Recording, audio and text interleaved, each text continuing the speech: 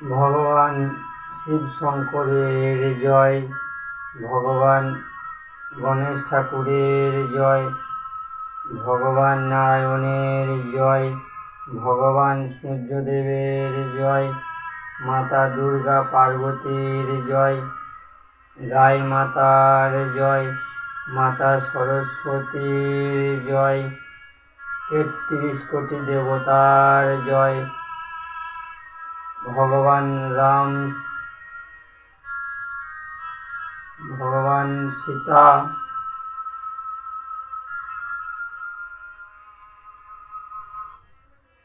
ভগবান রামের জন্মস্থান অযোধ্যা।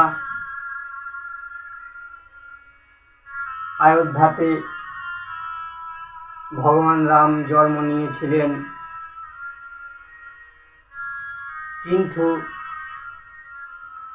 কিন্তু ভগবান রামকে 14 বছরের জন্য বনবাস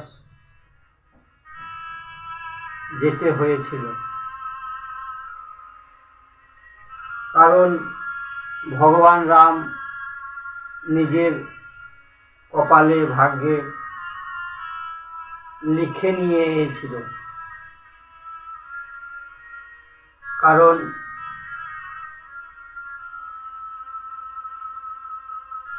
ভগবান এই পৃথিবীতে এসে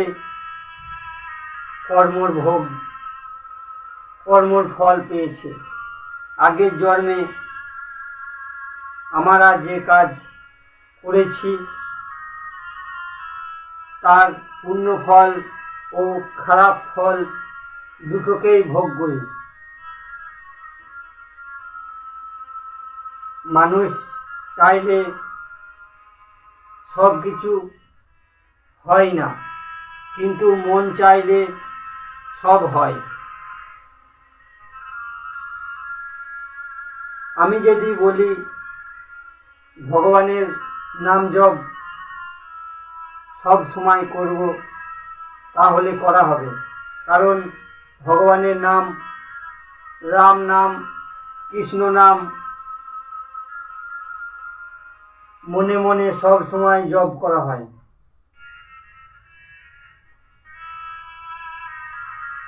তাই এই পৃথিবীতে দুটি কাজ করতে এসেছি। এক হলো আগের জন্মে যে পুণ্য কুকর্ম কাজ করেছি, যদি পুণ্য করে থাকি তাহলে এই জন্মে ভালো ফল পেয়ে ভোগ করব। আর ভগবানের নাম জপ করতে, এই দুটি কাজ করতে এই পৃথিবীতে জন্ম নেওয়া হয়েছে।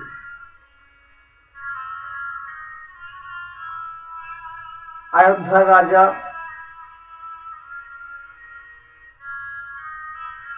ভগবান রামের পিতা। অযোধ্যার রাজা হল রাজা দশরথ। অযোধ্যার রাজা দশরথ ভগবান রামের পিতা। ভগবান রামের পিতার 3টি বিবাহ হয়েছিল। প্রথম হলো কৌশল্যা, ভগবান রামের মা। দ্বিতীয় কেকাই, ভরত ও শত্রুঘ্নের মাতা। তৃতীয় হলো সুমিত্রা, সেটা হলো লক্ষ্মণের মাতা। ভগবান রামের বিবাহ হয়েছিল, লক্ষ্মণের বিবাহ হয়েছিল, কিন্তু ওই সুখী পরিবারে থাকতে পায়নি। ভগবান রামকে 14 বছরের জন্য বনবাস কাটাতে হয়েছিল। কারণ মানুষের মনে যখন খারাপ চিন্তা ভাবনা আসে তখনই কোনো না কোনো খারাপ ঘটবে, কারো ক্ষতি হবে। একবার ভগবান রামকে যখন দশরথ রাজা রাজা করার জন্য ঘোষণা করল, সেই চিন্তা ভাবনা করতে করতে কেকাই চিন্তা ভাবনা করতে লাগলেন যে রাজা দশরথ রামকে রাজা করে দিলে এই অযোধ্যার রাজা রাম হয়ে যাবে, তাহলে আমার দুটো পুত্র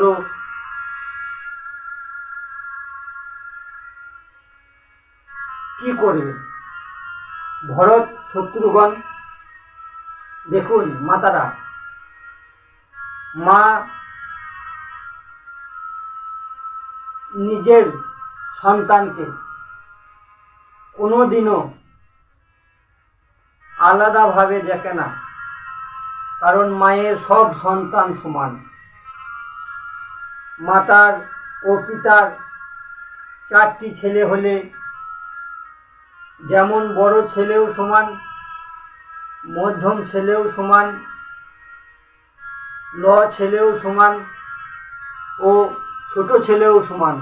মাতা পিতার কাছে কোনোদিনও ভেদ পাবে না। ভেদ শুধুমাত্র যখনই হয়, ভেদ হয় কখন? যখন ওই পরিবারে কালী মাতারা আসে, ওই 4 ছেলের যখন বিবাহ হয় তখন কি হয়? সেই বউ এসে বলে শাশুড়ি ওকে ভালোবাসে, শাশুড়ি বড় বউকে ভালোবাসে,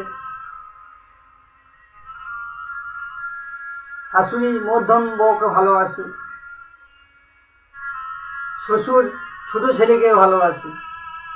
তাহলে ওই ভাইয়ে ভাইয়ের বিবাদ সৃষ্টি কখন হয়?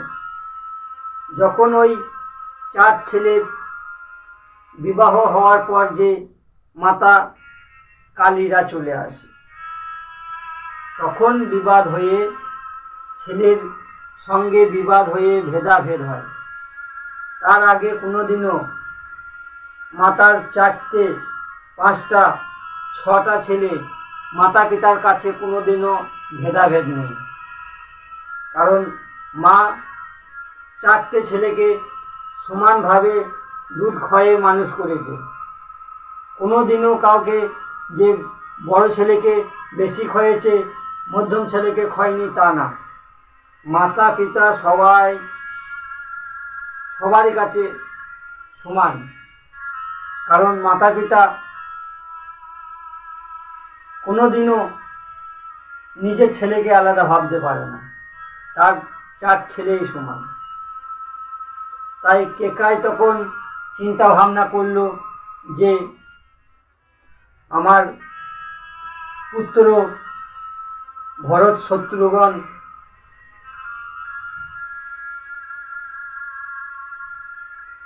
এই রাজ্যের রাজা না হলে তখন আমার সন্তান দেখেন বার করে দেবে এই রাজ্য থেকে। ওই নেগেটিভ ভাবনা। আমি ভাবছি যে ওই জিনিসটা খুবই ভালো, কিন্তু ভাবছি না যে আমি পরের জিনিসটা নজর দিচ্ছি। আর নিজের জিনিসটা যতই ভালো হোক কোনোদিনও ভালো লাগবে না। পরের ফসলটা খুব ভালো, নিজের ফসলটা যতই ভালো হোক কোনোদিনও মন ভরবে না। কারণ ভগবান স্বয়ং এই পৃথিবীতে এসে যদি চাষির সঙ্গে ভেদাভেদ করে, তাহলেও এই চাষির সঙ্গে মানুষের সঙ্গে পাইবে না। কারণ একবার ভগবান শিব এই পৃথিবীতে এসেছিলেন, কারণ এক চাষি তার ফসল হয়নি বলে সে খুব মাঠে কান্নাকাটি করছে। তা ওই কৈলাসে ভগবান শিব মাতা পার্বতী দুজনেই স্মরণ করে দেখতে পাওয়ার পর মাতা পার্বতী,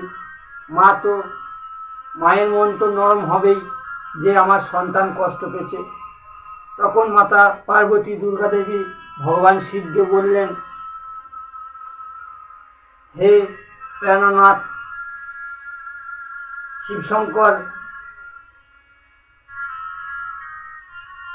ওই যে এক চাষি মাঠে সন্তান আছে, ওই সন্তান ফসল হয়নি বলে কান্নাকাটি করছে।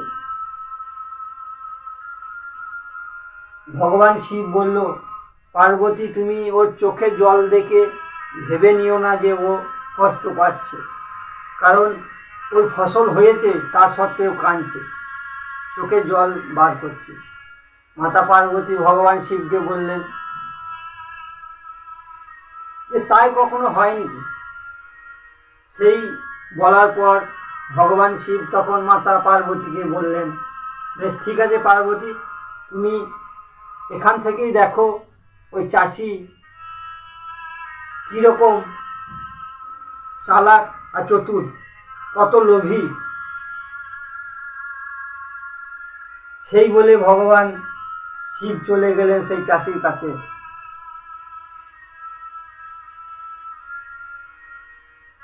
ভগবান শিব প্রথমে বলল, তুই কাঁদছিস কেন? তুই কাঁদা বন্ধ কর। সেই চাষি তখন বলল ভগবান শিবকে, আপনি কে? ভগবান শিব বলল, আমি ভগবান। তুই কি চাস? ভগবান শিব বলল। সেই চাষি বলল, আমার যেন ভালো ফসল হয়, ভালো ফসল হলে আপনাকে অর্ধেক দেবো, আমি অর্ধেক নেব। সেই বলে ভগবান শিব বলল, তাহলে কি ফসল চাস তুই বল? বলছে, আমার এই জমিতে যেন, এই বড় বাঁকুড়িতে জমিতে যেন গম হয়। ভগবান শিব বলেছিল যে তাহলে এই ফসল হলে তুই আমাকে কেমন দিবি, তুই কেমন নিবি? ভগবান শিবকে সেই চাষি বলে যে আপনাকে নিচেটা দেবো, আমি উপরটা নেব। আমি ডগের ফসল নেব, আপনাকে নিচের দিকে ডগের পর থেকে আপনাকে দেবো। কত চাষি চালাক দেখুন। যখন ভগবান শিব বলল ঠিক আছে, সেই চাষি কি করলো, গম দিয়ে দিল। বাঁকুড়িতে গম ফেলার পর গম হলো, সেই গম ডগ কেটে চাষি নিয়ে নিল। চাষি নেওয়ার পর যা ছিল বাদ বাকি ভগবান শিবকে বলল আপনি নেন। সেই দেখে ভগবান শিব মা পার্বতীর কাছে চলে এলো যে দেখছো পার্বতী, চাষি কেমন চালাক, যতই দাও ভগবান, যতই দেখ তবু মন ভরবে না মানুষের। ওই ঝিল আর মানুষের মন কোনোদিনও ভরানো যাবে না, কারণ ঝিলে যতই মানুষ নিয়ে যাবে পুড়েই যাবে। আর মানুষকে যতই দেব, ভগবান যতই মানুষকে দিবে, কোনোদিনও মন ভরাতে পারবে না। সেই শুনে মা পার্বতী বলল যে ঠিক আছে, ও এতই চালাক, তাহলে আবার যান আপনি। ভগবান শিবকে মা পার্বতী বলল, আপনি আবার যান, যে এরপর যে ফসলটা হবে আপনি বলবেন আমি উপরটা নেব আর চাষিকে নিচেটা দেবেন। সেই শুনে ভগবান আবার চলে গেলেন সেই চাষির কাছে। যাওয়ার পর বলে, চাষিকে বলে, এবার তুমি নিচেটা নাও, আমাকে উপরটা দাও। সেই বলে কি করলো, এত চালাক, সে আলু লাগিয়ে দিল। মানুষের সঙ্গে মানুষ হচ্ছে সবচেয়ে বেশি চালাক, কিন্তু যত চালাক তত বোকা। যে ভাববে যে আমি চালাক, সেই যে পাকে ফাঁসে পড়বে। যখনই আলু লাগিয়ে দিল, ভগবান শিবের সঙ্গে তো কথা হলো যে ভগবান শিব বলল আমি উপরটা নেবো, তুমি নিচেটা নেবে। আলু লাগিয়ে দিল। আলু লাগানোর পর আলু হয়ে গেল। ভগবান শিব যে উপরটা দিয়ে দিল, পাতাগুলা দিল, চাষি আলুগুলা নিয়ে নিল। চাষি আলুগুলা নিয়ে নিল, পাতাগুলা ভগবান শিবকে দিল। সেই দেখে ভগবান শিব কৈলাসে চলে গেল। যাওয়ার পর মাতা পার্বতীকে বলে, দেখলে পার্বতী, ওই চাষি কেমন চালাক, ওকে যতই দাও ওর মন ভরানো যাবে না। কারণ এই পৃথিবীতে ঝিল আর মানুষের মন কোনো দিনও ভরবে না। যতই নিয়ে যাবে শেষ হয়ে যাবে, যতই ভগবান দেখ মানুষকে, মন ভরবে না। তাই যখনই কেকাই মনে মনে চিন্তা ভাবনা করলো যে আমার দুই ছেলে ভরত শত্রুঘ্ন রাজা না হলে ওদের দুই ভাইকে যদি রাজ্য থেকে বার করে দেয়, তাহলে মানুষের কোনো দোষ নেই, কারণ মানুষের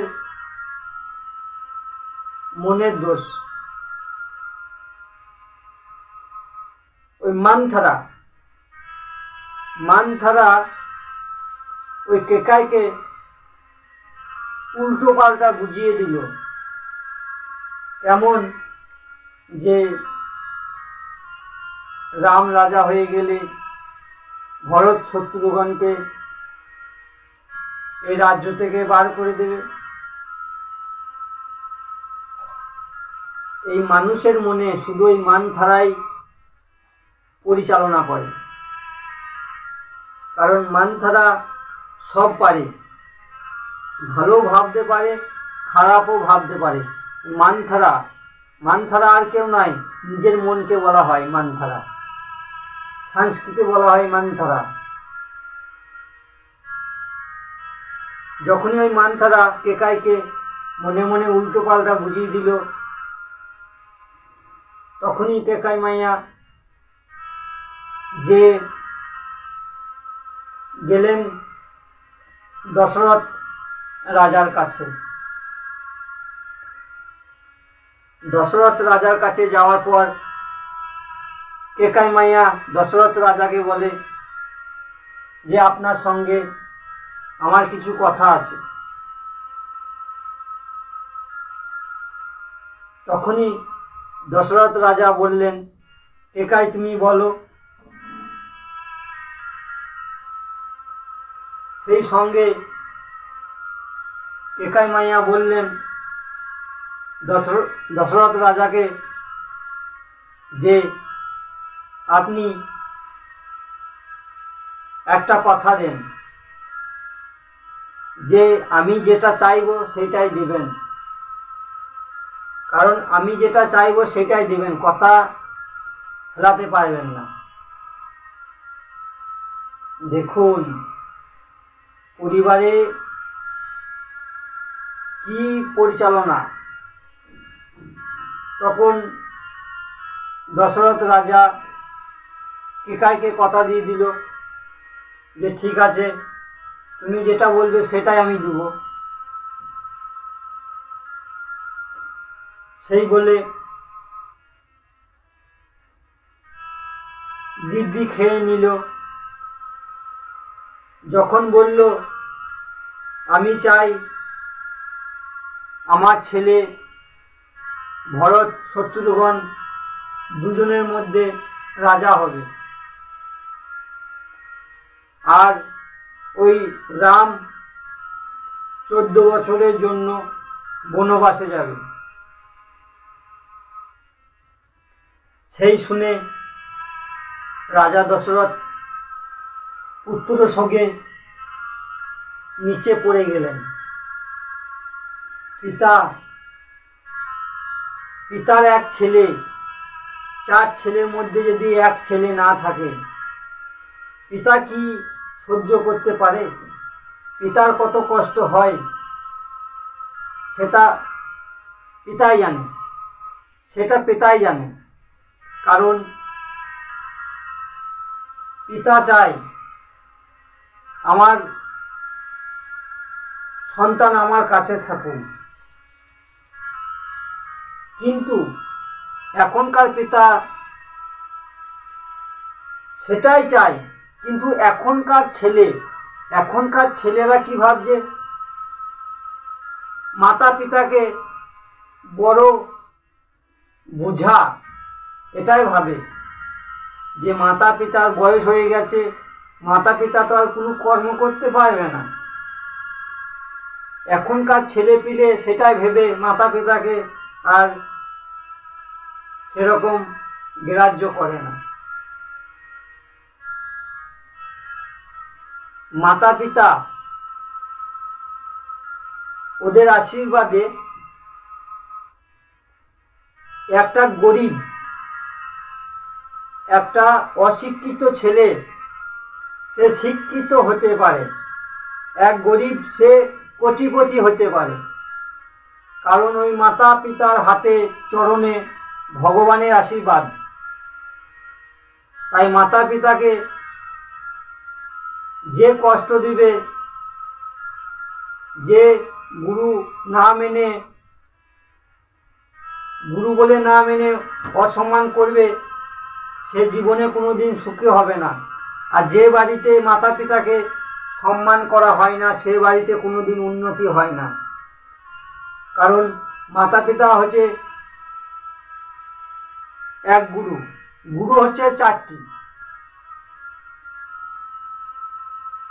এই 4 গুরুতে এই আমাদের জীবনকে শোধরায়।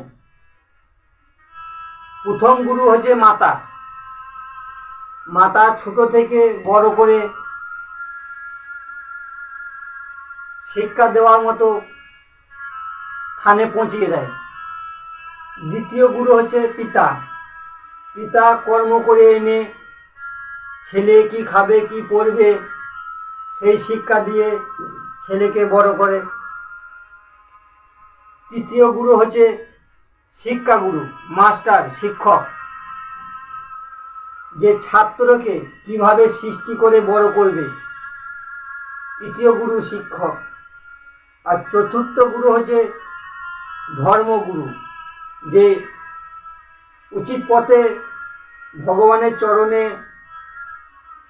কিভাবে ভগবানের নাম জপ করলে উপরে স্বর্গে পাবে, সেই রাস্তা এখনকার গুরু দেখায়। কিন্তু গুরুর মধ্যে পার্থক্য আছে।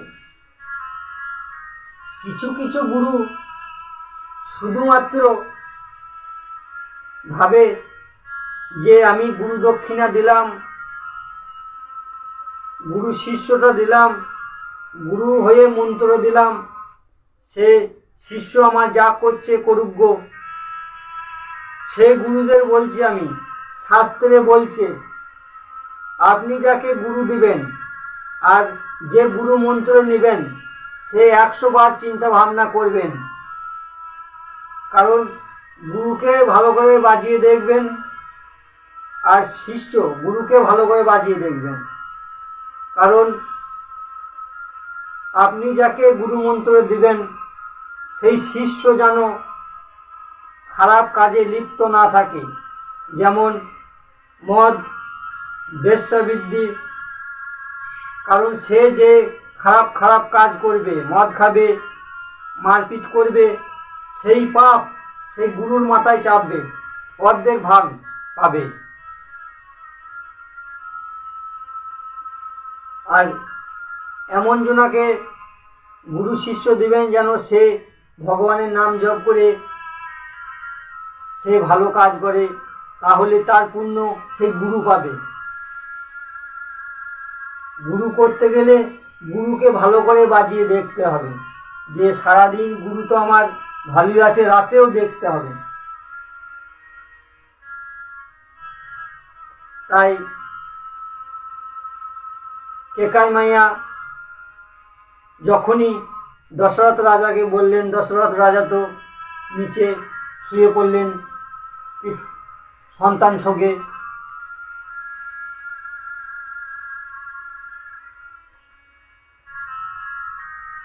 তখন কি করলেন, যেহেতু দশরথ রাজা কেকাই মায়াকে কথা দিয়ে দিয়েছে,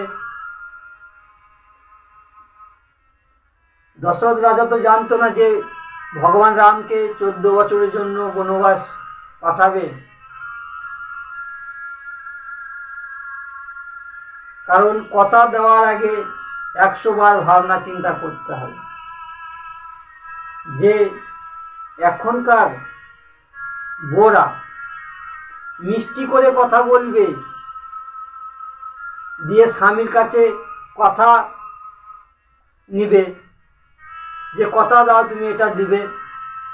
স্বামী ভাববে যে বেশি কিছু নয়, 100 টাকার মাল নিবে, তখন দেখা যাচ্ছে যে 1000 টাকা শাড়ি চাইছে। মিষ্টি করে বললেই ভাবতে হবে পকেট থেকে কিছু যাবে, এটাকে আগে ভাবতে হবে। যখন দশরথ রাজা কথা দেওয়ার পর কি করলো, ভগবান রামকে ডেকে পাঠাইলো। ভগবান রাম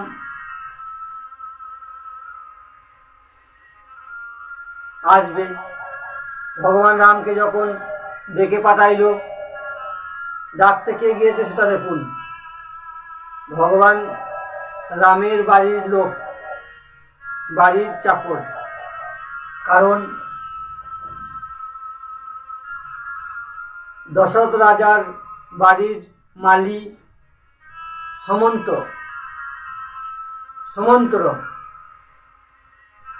সমন্তরকে বললেন, দশরথ রাজা তুমি যাও, রামকে খবর দাও যে তার পিতা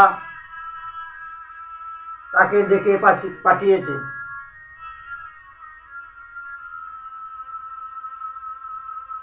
সেই বলে যখন সমন্তর কাকা চলে গেলেন রামকে ডাকতে, যে রামকে বললেন, রাম তোমার পিতা তোমাকে ডেকে পাঠিয়েছে। তখন ভগবান রাম সুমন্ত কাকাকে প্রণাম করে বললেন, কাকা আপনি এসেছেন, আমাকে বলতে পারতেন, আমি খবর দিতে পারতেন, আমি চলে যেতাম। দেখুন আগেকার যুগে ভগবান রাম কিভাবে সম্মান দিচ্ছে। একটা বাড়ির কাজের লোককে, মালিকে ভগবান রাম প্রণাম করে বলছে, কাকা আপনি কাউকে দিয়ে খবর দিয়ে পাঠাইতে পারতেন, আপনাকে কে আসতে বলল। সম্মান দিচ্ছে। এখনকার কাজের লোককে কি করবে, সে যদি কোনো ভুল কাজ করে তাকে বলবে খারাপ বলে, তাকে বলবে তুই আর আসিস না। যেমন কাজের লোককে মিষ্টিভাবে বলবে, সেই কাজের লোক তখন খুশি করে কাজ বেশি করে দেবে। আর এখন মিষ্টি কথা কারো মুখে তো নেই, কারণ মিষ্টি কথা বললে তো মিষ্টি শেষ হয়ে যাবে। কারণ চিনির দাম বেড়ে গেছে, তাহলে মিষ্টি শেষ হবে। সেই ভগবান রাম যখন সুমন্ত কাকার মুখ থেকে শুনলেন, শোনার পর ভগবান রাম চলে গেলেন দশরথ রাজার কাছে। যখনই দেখে যে দশরথ রাজা নিচে শুয়ে আছে, ভগবান রাম কোলে করে নিয়ে রাজার সিংহাসনে বসিয়ে দিলেন। তখন ভগবান রাম বললেন যে পিতা, আপনি এইভাবে পড়ে আছেন কেন? তখন দশরথ রাজা বললেন, রাম, তুমি আমাকে একটা কথা দাও যে আমি যা বলবো তাই শুনবে। ভগবান রাম বললেন যে পিতাজি, আপনি যেটাই বলবেন আমি সেটাই শুনব। আগেকার যুগে, ত্রেতা যুগে ভগবান রাম কি করে নাই, পিতার জন্য কি করে নাই। আর এখনকার যুগে ছেলেরা পিতা যদি বলে এক গ্লাস জল এনে দে, মুখটাকে 5 পেঁচে করবে। এক ছেলে মোটর সাইকেলে পেডেল করেছে, সে বেরিয়ে যাবে আর তার পিতা বলছে যে এক গ্লাস জল দিয়ে যা। শোন, সে কি করলো, চাবিটা বন্ধ করে মুখটাকে 5 পেঁচে করে ঘরে এসে বলল, মা তুমি বাবাকে জল দাও, আমি এক জায়গায় যাচ্ছি আর জল খাবে। সে রাগে রাগে বলে জল না দিয়ে বেরিয়ে চলে গেল। কিন্তু কিছুক্ষণ পর সেই ছেলের মা তার পিতাকে জলটা দিল। যখন জল দিল তখন তার পিতা জিজ্ঞাসা করলো যে কোথায় গেল ও, মোটর সাইকেল স্টার্ট করে আমাকে এক গ্লাস জল দিল না, বললাম তাও। তার মা বলছে ও যাচ্ছে ভগবান শিবের জল ঢালার যে ভক্তরা আসছে তাদেরকে জল খাওয়াতে। ভগবান শিবের ভক্তরা গঙ্গা থেকে জল এনে ভগবান শিবের মাথায় ঢালবে, তাদেরকে জল খাওয়াতে। দেখুন এখনকার ছেলের নীতি দেখুন, মাতা পিতা খেতে পাচ্ছে না, মাতা পিতাকে জল না দিয়ে ভগবানের ভক্তি করছে, তাদেরকে জল দিতে যাচ্ছে। ভগবান কি সেটা মানবে?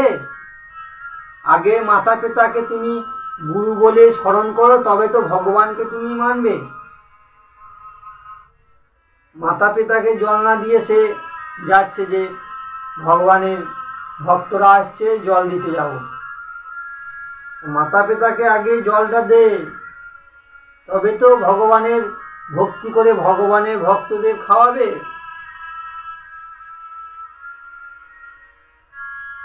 এখনকার ছেলেরা মাতা পিতার কথা শুনে না, কারণ মাতা পিতার কথা শুনবে কি করে? শুধুমাত্র তো মোবাইল এখন ফ্রি ফায়ার পাবজি আর ফ্রি ফায়ারেই তো শেষ এই কলিযুগ।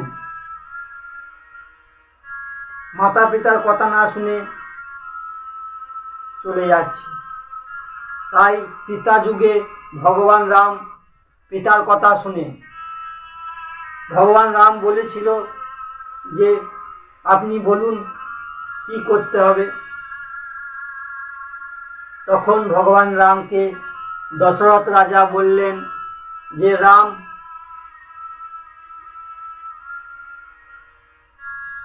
ভরত এই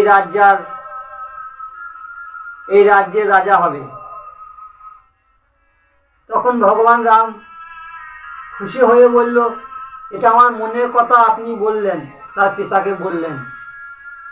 কিন্তু এখনকার ছেলে পিতার আদেশটা আগে নয়, বাবা কাকে বেশি টাকা দিচ্ছে, মাতা কাকে বেশি টাকা দিচ্ছে, বাবা কাকে বেশি সম্পত্তি লিখে দিচ্ছে, সেটা আগে।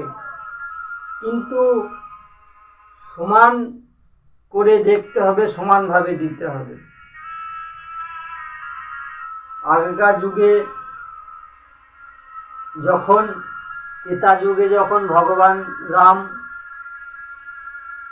পিতার কথা শুনে খুশি হয়ে বললেন যে পিতা আপনার কথাতে আমি রাজি। তারপর আবার বললেন, দশরথ রাজা বললেন ভগবান রামকে, রাম তোমাকে আর একটা কাজ করতে হবে। ভগবান রাম বললেন, কি কাজ? তোমাকে 14 বছরের জন্য বনে যেতে হবে। তখন ভগবান রাম বললেন একটাই কথা, পিতা এ উদ্দেশ্য কার? মিষ্টি করে বললেন। যখন বললেন যে আমি কেকাইকে কথা দিয়েছি যে তুমি 14 বছরের জন্য বনে যাবে, তখন ভগবান রাম কেমন বলছে দেখো। ভগবান রাম তখন বলল দশরথ রাজাকে যে কেকাই মাইয়া যখন এই চিন্তা ভাবনা করেছে, তাহলে সন্তানের জন্য ভালোই ভাবনা চিন্তা করেছে। সেই বলে খুশি হয়ে ভগবান রাম চলে গেলেন কৌশল্যা মায়ের কাছে। ভগবান রামের মাতা হচ্ছে কৌশল্যা। তখন কেকাই মাইয়া খুশি হলেন, কারণ মনটা তো খুশি হয়েছে, রাম বনে যায় কিন্তু তার সন্তান রাজা হবে, সেই ভেবে মানখারা মন খুশি হয়েছে। ভগবান রাম তখন কৌশল্যা মায়ের কাছে গিয়ে বলল, বলার আগেই কৌশল্যা মা বলল ভগবান রামকে যে রাম তোমার তো কালকে রাজ তিলক, তুমি কালকে রাজা হবে।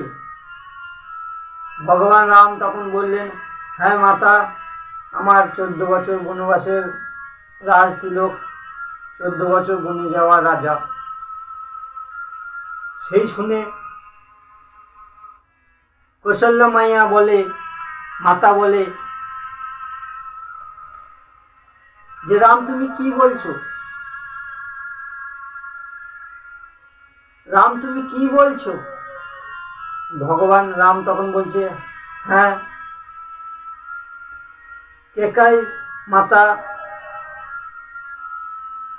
পিতাজির কাছে আশীর্বাদ কথা দিয়ে নিয়েছে যে আমার 14 বছরের বনবাস আর ভরত শত্রুঘ্ন রাজত্ব চালাবে। সেই শুনে কৌশল্যা মা বলল যে কেকাই মা তোমার যখন এই কথা বলেছে রাম তুমি 14 বছরের জন্য বনবাসে যাও, দেখুন ত্রেতা যুগের মহিলা নিজের ছেলেকে বনবাসে পাঠিয়ে দিচ্ছে, তাও অন্য বর খারাপ চাইছে না। এখনকার যুগে বোরা নিজের ছেলেকে যদি ভাসুর বলে যে কিছু যদি বলে ধমকিয়ে দেয়, তাহলেই সে তখন ঝগড়া লাগিয়ে দেবে। কারণ কলিযুগের মেয়েরা নিজের ছেলেকে সবচেয়ে বেশি ভালোবাসে। নিজের ছেলেকে যখন তার ওপরে যে বউ নিজের ছেলেকে যখন তার যা ধুমকি দিবে, কিছু বলবে, তার মুখ একবারে হাঁড়ি হয়ে যাবে, ঝগড়া লেগে যাবে, কুরুক্ষেত্র ময়দান করে দেবে। আর ত্রেতা যুগের মহিলা নিজের ছেলেকে 14 বছরের জন্য বনবাসে পাঠাইছে, তাহলেও কোনো খারাপ ভাবেনি। তখন কৌশল্যা মা বলল, যখন কেকাই এ কথা ভেবেছে তুমি, তখন যাও বনে, রাম তুমি আর 1 মিনিটও থেকো না। সেই শুনে ভগবান রাম বনবস্ত্র পরে যখনই যাচ্ছিলেন, সীতা মাতা সেই শুনে দৌড়ে এসে চুপ করে দাঁড়িয়ে পড়ে। সীতা মাতা এসে ভগবান রামকে বলতে পারছে না যে আমি আপনার সঙ্গে যাব।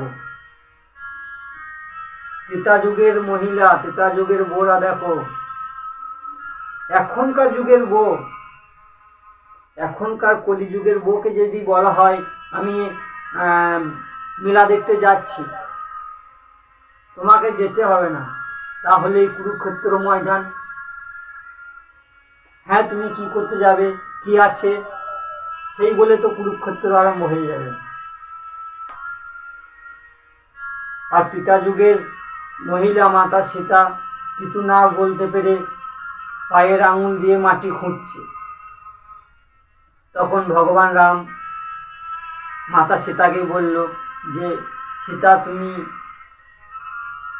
রাজমহলে বাস করেছ, আমার সঙ্গে বনবাসে কোথায় যাবে? সেই শুনে মাতা সীতা কি উত্তর দিচ্ছে দেখুন। মাতা সীতা বলছে, আপনি আমার স্বামী, আপনি আমার পরম ভক্তি, আপনি আমার সব। আর এখনকার মেয়ে, স্বামীকে যদি বলা হয় ভক্তি করো, প্রণাম করো, মুখ ঘুরিয়ে চলে গেল, বলে দেবে মুখে মুখে মরুক গো, মরে যাও। আর ত্রেতা যুগের মাতা সীতা তার স্বামীকে ভগবান বলে স্মরণ করতেন, সেবা করতেন।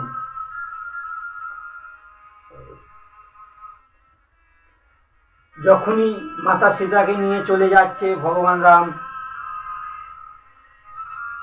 তখন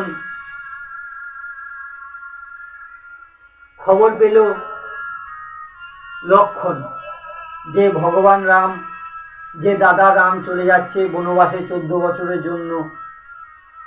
সেই শুনে লক্ষ্মণ দৌড়ে সুমিত্রা মায়ের কাছে গেলেন, কারণ লক্ষ্মণের মাতা হচ্ছে সুমিত্রা। সুমিত্রা মায়ের কাছে গিয়ে বললেন, মাতা, লক্ষ্মণ বলছে মাকে, সুমিত্রা মাকে, যে মাতা আমি দাদা রাম বনবাসে যাচ্ছে, দাদার সঙ্গে যাচ্ছি।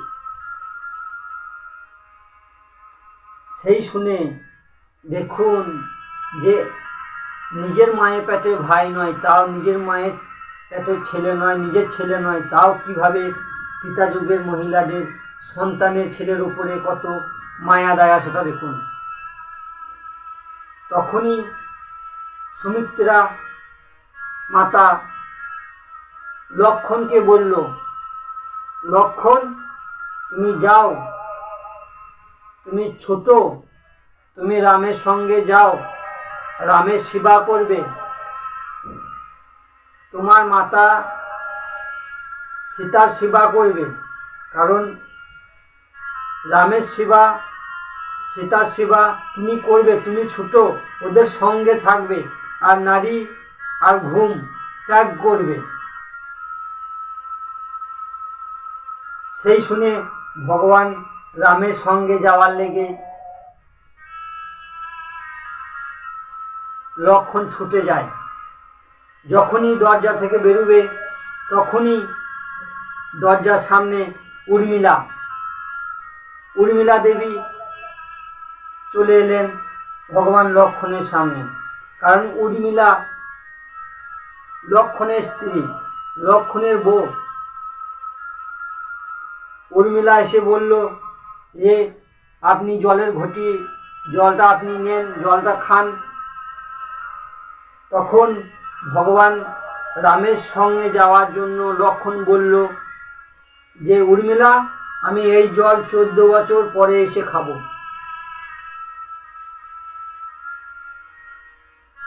সেই জল না খেয়ে উর্মিলা জলের ঘটি নিয়ে দাঁড়িয়ে থাকলো। ভগবান রামের সঙ্গে যাওয়ার জন্য লক্ষ্মণ প্রস্তুত, চলে গেলেন।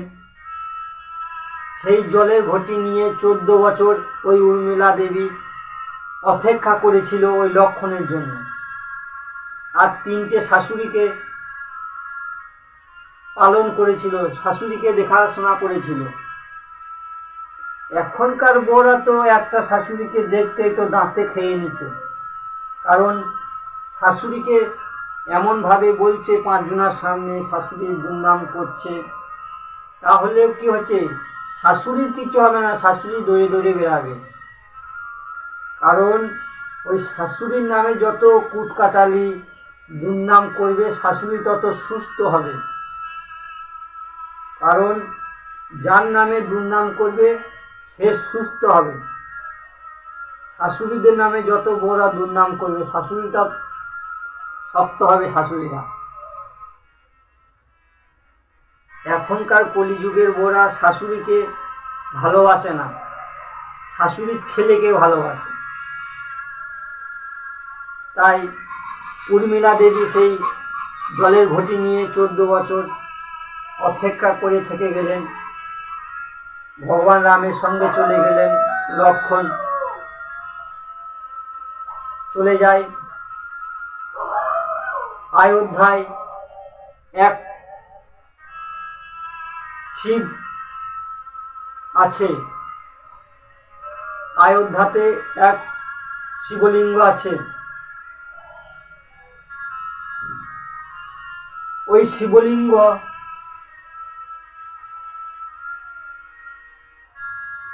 শিবলিঙ্গ স্থাপিত করা হয়েছিল ভগবান রাম।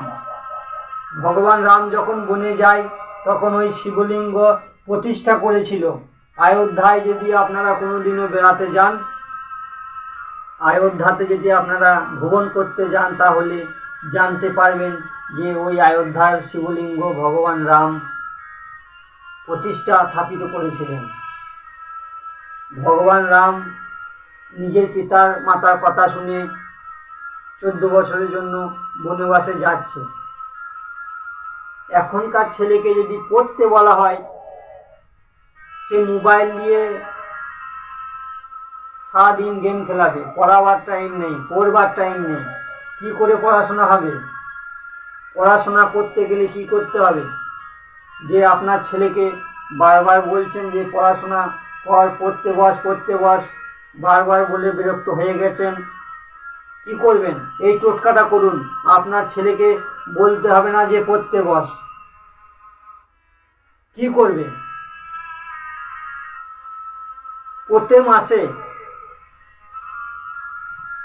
শিবরাত্রি হয়। প্রত্যেকটা মাসে 12 মাসে 12 বার শিবরাত্রি হয়। কারণ কৃষ্ণপক্ষে চতুর্দশী দিন হচ্ছে শিবরাত্রি। কি করবেন? ওই দিনে নিজের ছেলেকে আর একটা পাকুড়ে পাতা আর মধু নিয়ে শিব মন্দিরে যাবেন, শিবালয়ে যাবেন, ভগবান শিবের মন্দিরে যাবেন।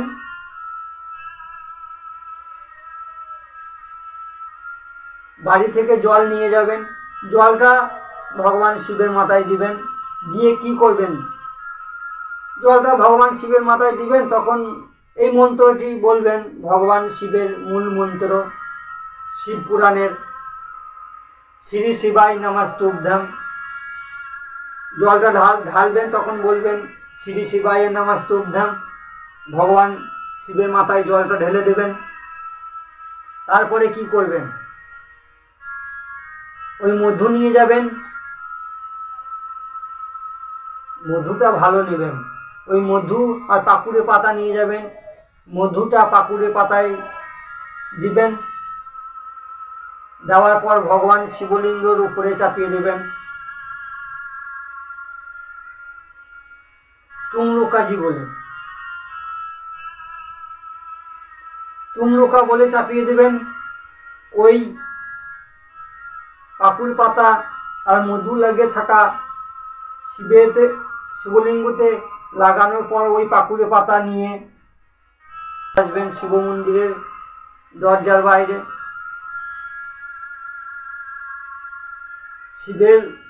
শিবলিঙ্গর মন্দিরের বাইরে এসে দরজার ছামু ছামু, যে ছেলে পড়তে বসে না, পড়তে চায় না, তাকে ওই পাতা মধু লেগে থাকা সেই ছেলেকে তুমরুকাজি বলে চাটাবেন। সেই পাতাতে ওই মধু লেগে থাকা তুমরুকাজি বলে চাটাবেন। আপনি করে দেখবেন, আপনার ছেলেকে বলতে হবে না যে পড়তে বস বারবার, বিদ্যা বুদ্ধি ও চালু হয়ে যাবে। তাই ভগবান শিব ভগবান শিবের ওই টোটকাটা করুন।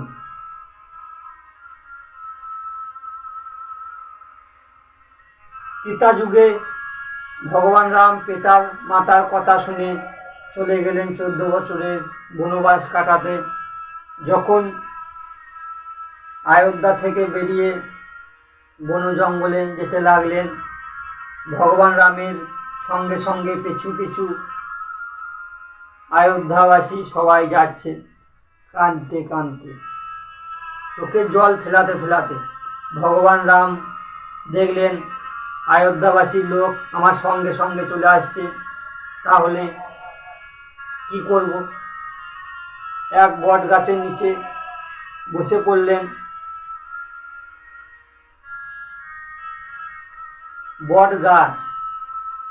বট গাছের একটা টোটকা বলছে। এই টোটকা খুব শক্তিশালী, কারণ যার বাড়িতে লোন শোধ হচ্ছে না, কারণ একটা লোন নিয়েছেন, দ্বিতীয় লোন হয়ে গেছে, তৃতীয় লোন হয়ে গেছে, কিন্তু একদিকে আনছেন অন্যদিকে শোধ করছেন, কিছুতেই লোন শোধ হচ্ছে না, চেষ্টা করছেন কিন্তু শোধ হচ্ছে না, কি করবেন? সোমবার দিন একটা ঘটিতে জল নেবেন, আলো চাল গুঁড়ো করে ওই জলে ফেলাবেন, হলুদ গুঁড়ো ফেলাবেন, কারণ ওই জলে চাল গুঁড়ো দেবেন, হলুদ গুঁড়ো দেবেন, দিয়ে কি করবেন? সোমবার দিন ওই বট গাছের নিচে যাবেন।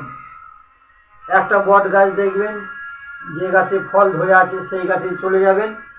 ফল ধরা গাছে যে ভগবান বটকেশ্বর মহাদেবের নাম করে ওই গুণাতে অর্পণ করবেন, দেবেন। এইভাবে 3 সপ্তাহ দেবেন। 3 সপ্তাহ যখন শেষ হয়ে যাবে, তৃতীয় সপ্তাহে কি করবেন? একটা শিওর নিয়ে আসবেন, ওই বট গাছের শিওর। কি বললাম? ওই যে বটকেশ্বর মহাদেবের নাম করে অর্পণ করবেন, কারণ ওই বট গাছের নিচে ভগবান শিব বাস করেন। ভগবান শিব বাস করে ওই বট গাছের নিচে। ওই শিওর নিয়ে এসে লাল ধাগায় বেঁধে কোমরে না হলে মিনি ব্যাগে 6 মাস রেখে দেবেন। আপনি দেখবেন একটা যেমন বট গাছ এক বিল্ডিংয়ের উপরে জল না পেয়ে, মাটি না পেয়ে সে বেঁচে থাকে আস্তে আস্তে, তেমনি আপনার লোন গ্রুপ ধীরে ধীরে আস্তে আস্তে শেষ হয়ে যাবে, শোধ হয়ে যাবে। কোনো দিকে না কোনো দিকে ইনকাম বাড়তি হয়ে শোধ হয়ে যাবে। যখন ভগবান রাম ওই বট গাছের নিচে বসে পড়লেন, রাত হয়ে গেল, কি করলেন? অযোধ্যাবাসীকে রেখে দিয়ে ভগবান রাম ওই গঙ্গার ঘাটে গেলেন গঙ্গা পার হওয়ার জন্য। তা দেখছে ওই গঙ্গার ঘাটে 50-60 অনেক অনেক নৌকা লেগে আছে। নৌকা কি করবে? নৌকা গঙ্গা পার করবে। আর এই তিলক কি করবে? ভগবানের নজর দেওয়াবে। কারণ গলায় সোনার চেন, কানে সোনার দুল, হাতে সোনার বালা থাকলে কাদের নজর থাকে? চোর, পকেটমার, ছিনতাইবাদীদের। তেমনি মাথায় তিলক, গলায় মালা, কণ্ঠে তিলক থাকলে কার নজর পড়বে? ভগবান রামের, ভগবান কৃষ্ণর, ভগবান শিবের, ভগবান নারায়ণের। তখন ওখানে যমরাজ আসতে পারবে না। যমরাজের ক্ষমতা নাই যে ওই ভগবানের শিষ্যকে নিয়ে যায়। তখন ওই ভগবানের নজর থাকবে এই তিলক মালা থাকলে। যেমন সোনার নজর চোর ডাকাতের উপরে, তেমনি এই তিলক মালা কণ্ঠে থাকলে ভগবানের নজর। ভগবান ভাববে ওটা আমার ভক্ত, ভগবানের দৃষ্টি তোমার উপরে থাকবে। পৃথিবীর লোক কি বলছে সেটা ভাববেন না। সকালে উঠে স্নান করে, চান স্নান সেরে নিয়ে তিলক টানবেন। আপনার জীবনে এই সংসারে আমরা কোথা থেকে কি বলে নিয়ে আসছি? আমার পরিবারে সবাই খাবে, 2 জন 4 জন 5 জন সবাই খাবে। আমি মিথ্যা বলে, চুরি করে, ডাকাতি করে, মারধর করে, ছিনতাই করে এনেছি, সবাই খাবে। কিন্তু তুমি যে মিথ্যা কথা বলে এনেছো, তুমি যে চুরি করে এনেছো, যখন উপরে যাবে ভগবানের কাছে, যমরাজ যখন শাস্তি দেবে, ওই 94টা নরক আছে, ওই 94 নরকে যখন ফেলাবে, তখন কিন্তু এই তোমার সংসারের কেউ যাবে না যে আমার পিতা মাতা মিথ্যা বলে চুরি করে এনেছে। কিন্তু তুমি মিথ্যা বলে চুরি করে এনেছো, তুমি পরিবারের সবাইকে খাওয়াইছো, কিন্তু উপরে যখন তোমার শাস্তি হবে, তোমার এই পরিবারের লোক যাবে না। তাই নিজের মনকে একটু ভালো করে বুঝান। যখন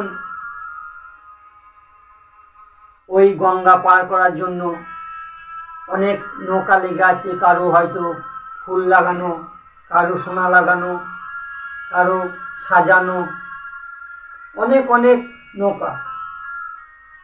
সবাই দেখছে রাজার ছেলে আসবে, চাপবে, ভগবান রাম চাপবে।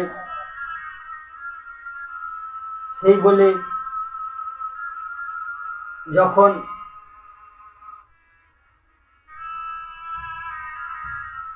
নৌকায় চাপবে বলে প্রস্তুত হলেন,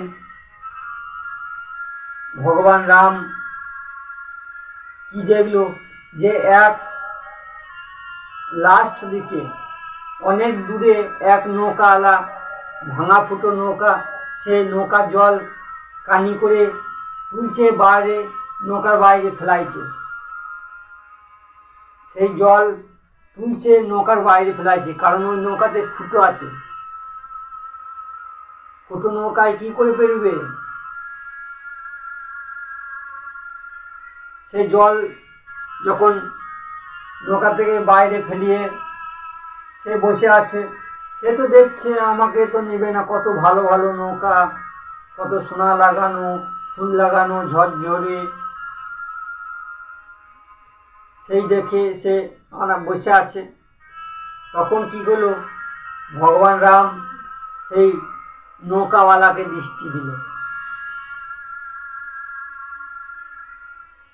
নৌকাওয়ালাকে যখন দৃষ্টি দিল যে তুমি নৌকা নিয়ে এসো, যখনই সে দেখলো যে আমাকে ডাকছে, সে খুশি হয়ে নৌকা নিয়ে চলে এলো। খুশি হয়ে নৌকা নিয়ে আসার সঙ্গে সঙ্গে সে বলল যে প্রভু, আপনি আমাকে ডাকছেন, আমার নৌকা যাবেন? তখন লক্ষ্মণ মনে মনে ভাবলো, দাদা এত ভালো ভালো নৌকা থাকতে একে ডাকলো, না ভুল করে চলে এলো। তখন লক্ষ্মণ আবার ভগবান রামকে বলে, এ দাদা, তুমি এই নৌকাওয়ালাকে ডেকেছ? তখন ভগবান রাম বলে, হ্যাঁ, আমি একেই ডেকেছি।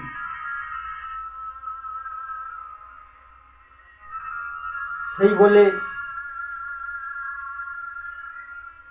নৌকাতে চেপে পড়লেন। চাপার আগে কি করছে দেখুন নৌকাওয়ালা। নৌকাওয়ালা চাপার আগে কি করলেন, সে ছুটে বাড়িতে গেলেন। বাড়িতে গিয়ে সে চরণধুলি ধোবাবার জন্যে চরণধুলি জলে চরণধুলি নিবে বলে সে বাড়ি থেকে জল আনতে গেল। ভগবান রাম বলছে, সেই রঘু, সেই নৌকাওয়ালার নাম হলো রঘু। ভগবান রাম রঘুকে বলে, রঘু, তুমি এই গঙ্গার জল নাও, দিয়ে চরণ ধুয়ে নাও, চরণ ধন হয়ে গেলে তুমি চলো। তখন সেই রঘু বলে, না স্বামী, ভগবান রামকে বলে, আমি এই চরণধুলি, এই আপনার চরণধুলি এই নৌকাতে আমি ফেলাবো না, কারণ আমি শুনেছি আপনার চরণের ছোঁয়া পেলে, আপনার চরণ পেলে পাথরের মূর্তি মেয়ে হয়ে যায়। তাই আমার বাড়িতে একটা বউ আছে, আপনার চরণধুলি যদি আমার নৌকাতে পড়ে, চরণধুলির জল যদি নৌকাতে পড়ে, এটা যদি আবার বউ হয়ে যায়, আমি একটা বই সহ্য করতে পারছি না, একটা বউ নিয়ে আমি জ্বলছি, তাহলে আমি দ্বিতীয় বউ কী করে পালন করব? সেই বলে সে ছুটে যাচ্ছে বালিতে দাঁড় করিয়ে দিয়ে। দেখুন, ঠিকই বলেছে রঘু, একটা বউকে বুঝাইতে বুঝাইতে দাঁতে খেয়ে নিচ্ছে, কারণ কিছু হচ্ছে না হচ্ছে দাঁতে খেছে, দাঁতে চিবুইছে। এখনকার মেয়েকে বুঝাইতে গেছি, বুঝছে না। বেশি কিছু বললে কি হবে, দিব্যে ঝাঁটাই করে দিবে, না হাতে করে দেবে, দিব্যে মার দিবে। আর একটা জিনিস, যখনই ভগবানের ভক্তিতে, ভগবানের নামে বসবে, ভগবানের বই পড়তে বসবে, তখনই চলে আসবে সংসারের লোক, নিজের বউ। যদি না কথা শোনা হয়, তাহলেই হয়ে গেল ভগবানের নামে তোমার বই পড়া ঘুচিয়ে দেবো, বই পড়া বাদ দিয়ে দেবো, আরও অনেক কিছু বলবে। বাধ্য হয়ে ভয় করে মাতা দুর্গা যদি বলে ওইভাবে, তাহলে তো আমরা তো অসুর, ভয় করতেই হবে, আমরা তুচ্ছ মানুষ। না শুনলে আবার ওই তো বললাম ঝাঁটা, না হলে হাত চালিয়ে দেবে। মা দুর্গা 10 হাত দশভুজা। তখন রঘু চলে গেলেন নিজের বাড়িতে। নিজের বাড়িতে গিয়ে নিজের বউকে বললেন যে কই রুটি গড়া, তয় রুটি গড়া রুটি বেলা ইয়েটা কই চাকতিটা। সেই রুটি বেলা চাকতি নিয়ে এসে ভগবান রামকে দিলেন, রামকে উপরে চাপাইলেন। ভগবান রাম একটা চরণ চাপিয়েছে। রঘু ভাবছে যে আমি একসঙ্গে ভগবানের দুটো চরণ ধাওয়াবো আর দুটো হাত আমার মাথাতে নেব। যখনই ভাবলো, ভগবান রাম তো একটা চরণ দিল। তখন রঘু বলে আপনি আর একটা চরণ দেন। তখন কি হলো, ভগবানের মাথায় দুটো হাত দিতে বলছে, রঘু কিন্তু দিচ্ছে না। যখনই দুটো পা চাপিয়েছে ওই বেল্লাতে দিয়ে নড়িয়ে দিয়েছে, তখনই ভগবান রাম রঘুর মাথায় দুটো হাত দিয়েছে। কারণ ভগবান দুটো হাত যখনই কারো উপরে দেবে, কোনো ভক্তর উপরে, সেই ভগবানের সন্তান ভগবানের ভক্তি পাবে। কারণ রঘু ওই নৌকাওয়ালা মাঝি রঘু ওই রুটির চাকতি বেল্লার উপরে এই জন্যেই পা ধুয়েছিল যে ওই কাঠের চাকতি বেল্লাতে ভগবান রামের জল শুষে নেবে, আর পাথরে জিনিসে ধরলে ধুয়ে চলে যাবে। তাই ভগবান রামের চরণ ধুলি ওই কাঠের মধ্যে থাকবে, সে সেবা যত্ন পুজো করবে বলে মাঝি রঘু নিজের বাড়িতে সেবা করার জন্য রেখে দিয়ে এলেন। দেখুন ত্রেতা যুগে ভগবানকে কিভাবে স্মরণ করছে। ভগবান রামের ভাই ভরত শত্রুঘ্ন নিজে নিজে মনে ভেবেছিলেন যে দাদা আমাদের জন্য বনবাসে গেছে, দূরে থেকে দেখা দেয়নি, সে কাঁদতে কাঁদতে কি করেছে,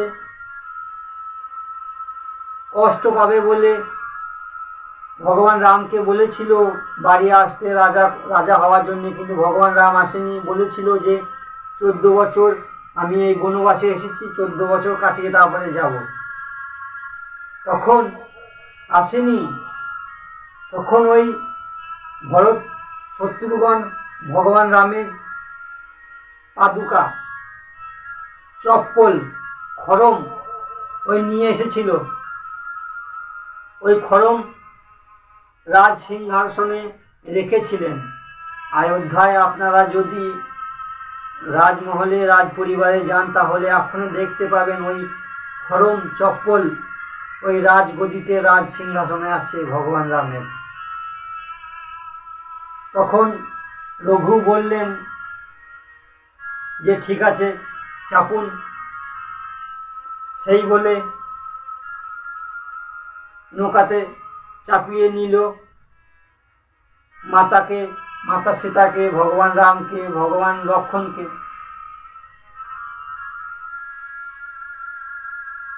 কি করলো যে ফুটো নৌকা, সেই জল নৌকার বাইরে ফেলানোর জন্য লক্ষ্মণকে দিল সেই কানি, যে জল বাইরে ফেলাও, তুমি ভেজাও, বাইরে ফেলাও। রঘু কি করলো, একবার এই ঘাট একবার ওই ঘাট, একবার এই ঘাট একবার ওই ঘাট করতে করতে করতে করতে তখন রাগ কার হবে, কেউ বাড়িতে 4টি বউ আছে। সেই 4টি বউ দেখা যাচ্ছে যে সবাই নিজের কাজে আছে, কিন্তু কেউ ভাবছে যে আমি বেশি কাজ করছি। যার কষ্ট হচ্ছে সে ভাবছে আমি বেশি কাজ করছি। সে তখন রাগ বেশি দেখাবে। তাই ভগবান রাম বসে আছে, সীতা মাতা বসে আছে, তখন লক্ষ্মণ কি করছে, ওই জল নিয়ে নৌকা ফুটো জল নিয়ে নৌকার বাইরে ফেলাইছে, আর নৌকার মাঝি রঘু এঘাট ওঘাট করছে। তখন না থাকতে পেরে রঘু মধ্যে নৌকা দাঁড় করিয়ে দিল। আর রেগে রাগ তো যার হবে, যে বেশি কষ্ট করবে তার তো রাগ হবেই। কারণ রঘুর চেয়ে কষ্ট করছে লক্ষ্মণ, কারণ সে জল বাইরে ফেলাইছে। মধ্যে গঙ্গায় যখন নৌকা দাঁড় করিয়ে দিল, দাঁড় করানোর পর রঘুকে বলছে লক্ষ্মণ যে কি হলো, তুমি দাঁড় করাইলে কেন, দাঁড় করাইলো কেন, কেন দাঁড়াইলে? তখন রঘু বলছে যে আমার পিতারা, আমার গুরুজনরা মারা গেছে, পিণ্ডি দেওয়া হয়নি, শ্রাদ্ধ দেওয়া হয়নি, শ্রাদ্ধ করা হয়নি। আমি শুনেছি যে আপনারা খুব শিক্ষিত, আপনারা সব বই পড়েছেন। ভগবান রাম বলল, হ্যাঁ আমরা পড়েছি, আমরা জানি। তখন ভগবান রামকে ওই রঘু বলল মাঝি যে আমার পিতা দাদুদের শ্রাদ্ধ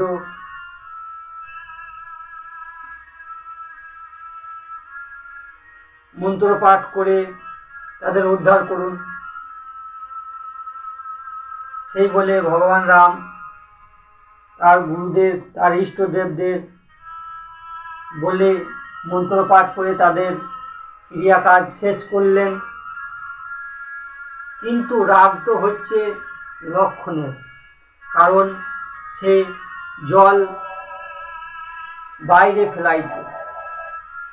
কি হলো, রাগে না থাকতে পেরে তখন মাঝিকে বলছে লক্ষ্মণ, তীর ধনুক বার করে মাঝিকে মারতে যাচ্ছে। তখন মাঝি রঘু বলে যে লক্ষ্মণকে বলে, মহারাজ আমি আপনাদের চিনতে পেরেছি, আপনারা কে আমি জানি না মনে করছেন, আমি বুঝতে পারিনি।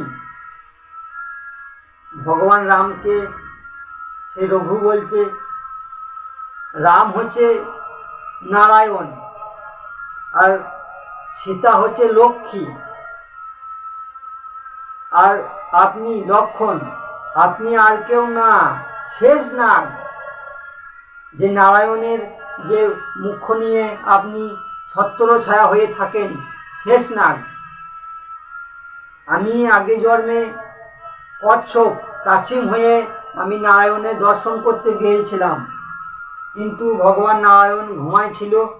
আপনি আমাকে এমনভাবে ফস করে এত জোরে হুঙ্কারি দিয়েছিলেন যে আমি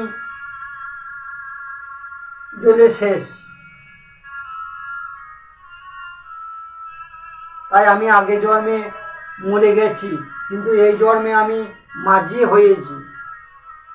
তাই কচ্ছপ কাছিম আপনারা হয়তো খেয়ে নেন।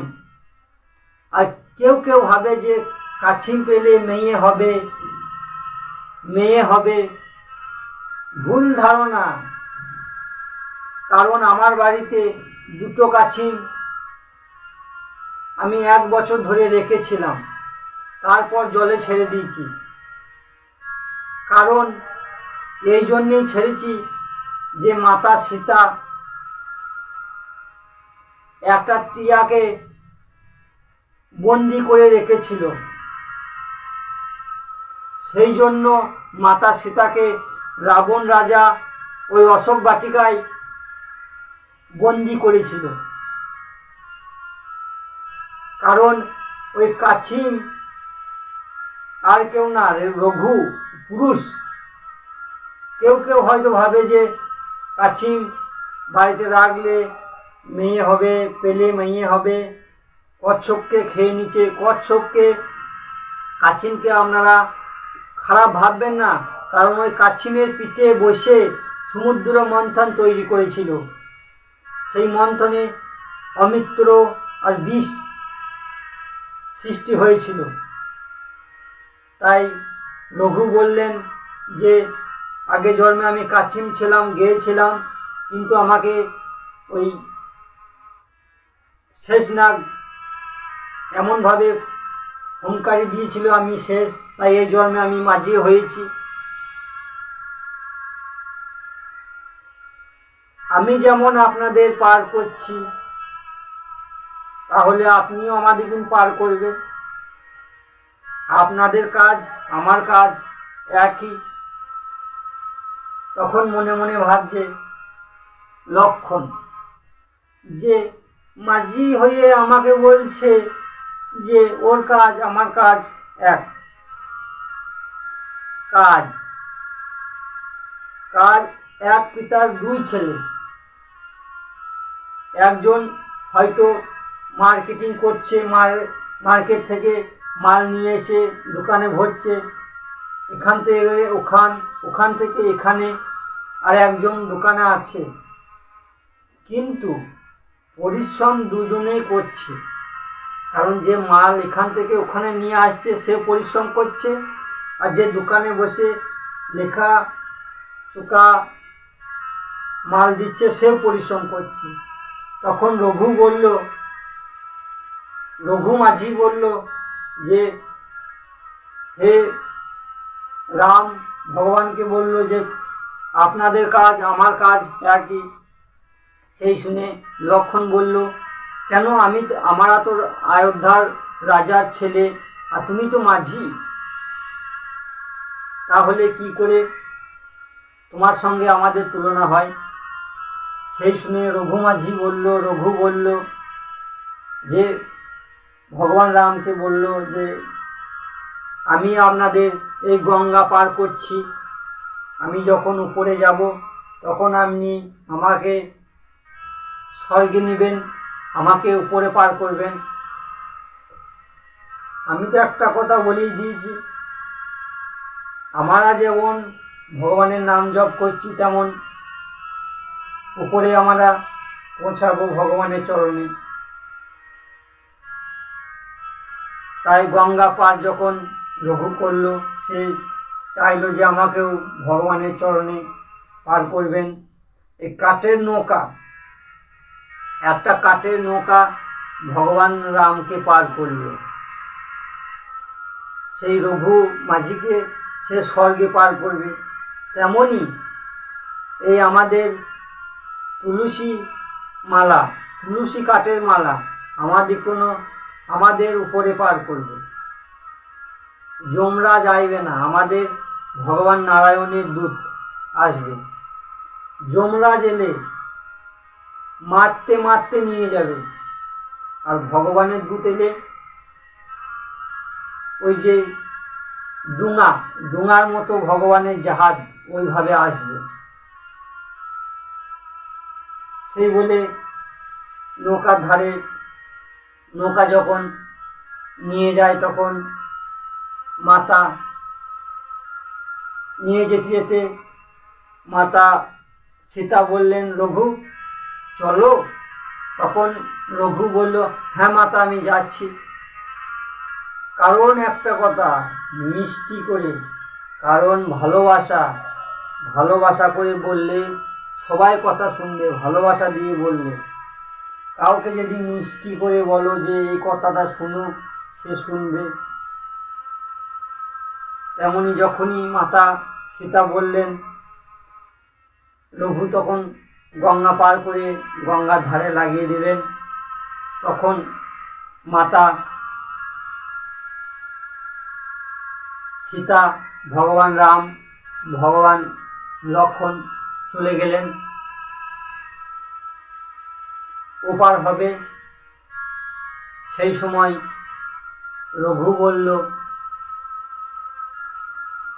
রঘু মাঝি বলল যে আমি আপনাদের সঙ্গে যাব, যেতে চাই। সেই শুনে লক্ষ্মণ বলছে, না, তুমি এসে কি করবে? তখন ভগবান রাম বলল, ঠিক আছে রঘু, তুমি এসো।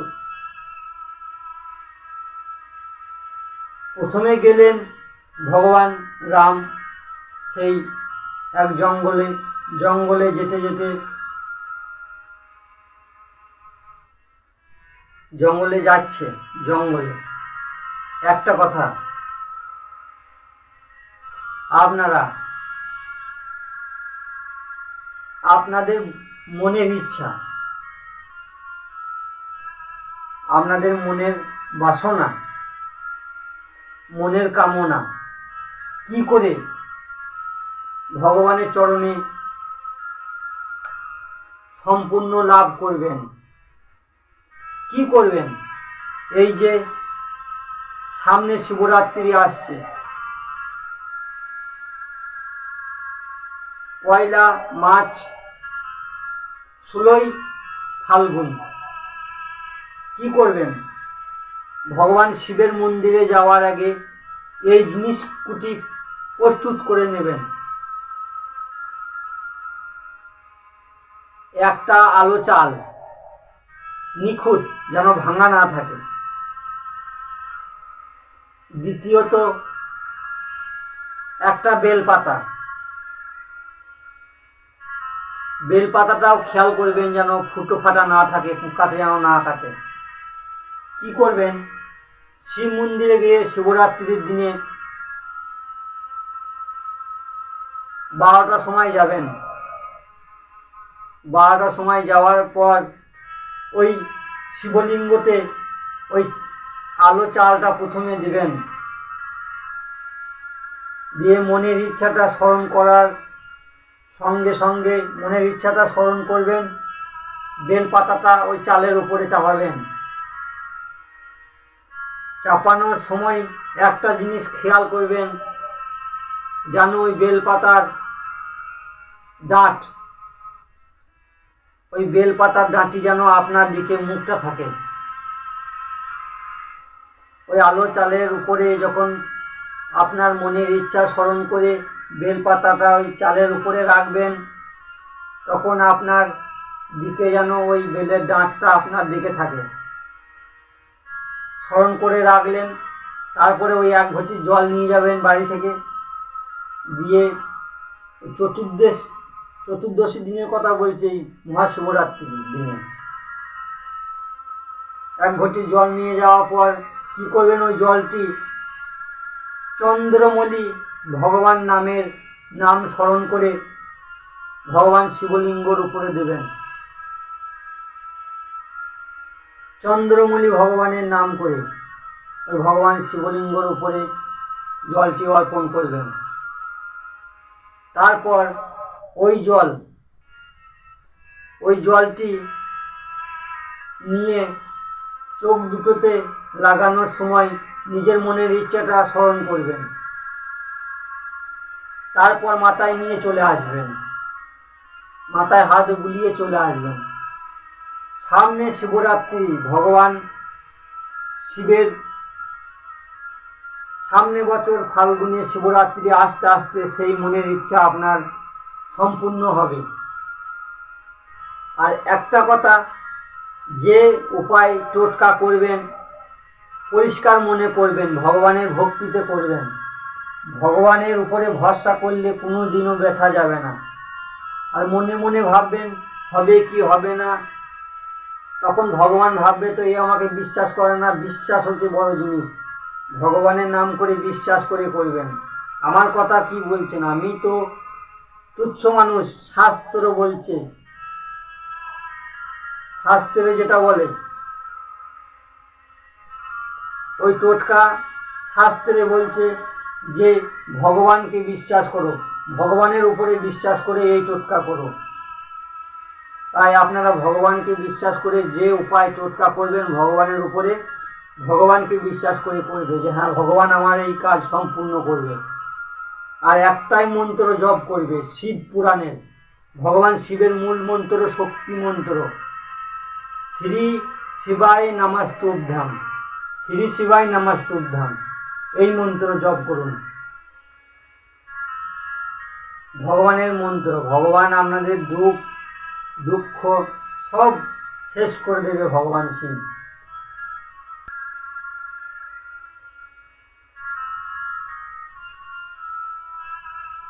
আজকে এখান থেকেই শেষ করলাম কীর্তন কথা, এই ভগবানের নাম কীর্তন। এর পরবর্তী পাঠ পূর্ব পরে শোনাব। তাই আমার এই কীর্তনের কথাতে বাণীতে যদি ভুল থাকে, কোনো ভুল হয় বলতে, ছোট সন্তান বলে, ছোট ভাই বলে ক্ষমা করে দেবেন। নমস্কার। ভগবান জম্পেশ্বরের জয়, ভগবান শিব শঙ্করের জয়। শ্রী শিবায় নমস্তুভ্যাম। ওম নমঃ শিবায়।